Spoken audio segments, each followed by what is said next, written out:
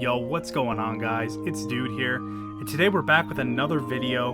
This time it's gonna be a little bit shorter of a video. We're gonna be making a setup for the Renault RS01. Now, this has been one of my most requested videos, seeing as two of my most viewed videos on this YouTube channel are laps on seaside of the Renault RS01. So for the longest time, I haven't been able to answer your prayers. So this time around, I will be able to answer them. And this is the RS01 setup that I run pretty much on every track. There's certain tracks that I don't usually use this car on because it does not have the best straight line speed. It also has quite bad traction in the rear, and I'm gonna recommend a couple setup adjustments just in case the car is a little bit undrivable for more novice users. Without further ado, let's get going here. So hopping into the setup here, we have the Renault obviously with the super soft tires. So if you take a look here at the front ride height, now if you find this to be extremely hard to drive, this setup, I recommend putting the front ride height up a little bit higher than 217. Otherwise, this is the exact setup I run at a track like Seaside. Now, obviously, for tracks with longer straights, you're going to need to move your final gear a little bit to the left just to ensure that you get more top speed out of 7th gear.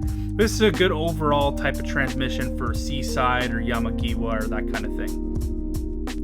Another thing to note with the Renault as well is it is extremely difficult to drive in low-speed corners when you're coming out of corners.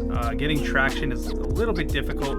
Obviously, driving it with full power and minimum weight makes it a bit of a handful, but essentially every one of my Group 3 setups is going to be under these settings, just because we're trying to see what the maximum capabilities of the car is. But yeah, without further ado, I'm going to get into the lap here at Yamagiwa so you guys can see what's going on, and I'll show you an example of me using this setup. Alright, to start the lap, we're going to the last corner here, take a bit of a wide line, just so we can get going out of the corner. Once again, trying to struggle for a little bit of traction there down the straight. Obviously, entering this corner, you want to be as smooth as possible and not slide the car, but sometimes I find just throwing it in is actually faster in this corner. You want to stay away from the curb as much as possible. I didn't do a very good job of doing so there, but you could really get to the gas early with this thing. That's kind of the main strength of this car, is its high-speed handling on throttle. Now, you can hook these curves up the hill here, but you want to make sure that you're not putting in too much steering input, otherwise the car will snap around. Same thing here. I try to avoid the curb at all costs, but once you get back to the exit and you get to the throttle, the car can absolutely fly out of that corner, unlike any other Group 3 car in the entire game. Hard on the brakes here. You want to cut this as much as possible. Oh my gosh, you might not want to cut that like that on the race. Believe it or not, you will not get a penalty for doing that as long as you keep your outer or your inner edge tires on a piece of the curb. You will not get a penalty for doing that, but that was a little close. Now the hairpin, the car will get a little bit of understeer here and then go into snap oversteer, but if you manage it, use all the available track, you come out of there pretty fast. Now I'm going to go into this corner. Make sure to cut that nice and tight and get a good angle from the exit.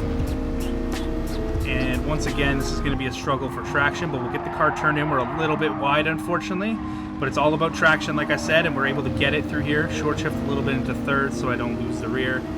And we're going to come to the line, and the time is going to be a 1:22.936.